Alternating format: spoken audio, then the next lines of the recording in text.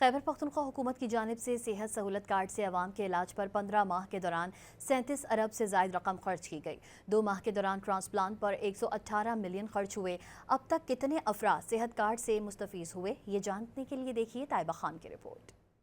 निगरान दौर में सेहत सहूलत कार्ड की बंदिश के बाद नई सूबाई हुकूमत के आते ही सेहत कार्ड को आवाम के लिए दोबारा बहाल कर दिया गया, जिस पर 15 माह के दौरान 37 अरब 80 करोड़ से जायद की खती रकम खर्च की गई है। पिछले साल हमने तकरीबन 37 बिलियन प्लस जो है ना वो सेहत कार्ड पे लगवाए और चूँकि लोकेटेड बजट थी 34, लेकिन वज़ीर आला साहब की खुसूसी हिदायत पे और उनकी दिलचस्पी पे शुक्र अल्हम्दुलिल्लाह 37 प्लस जो है ना वो बिलियन वो रुपये सेहत कार्ड पे खर्च हुए।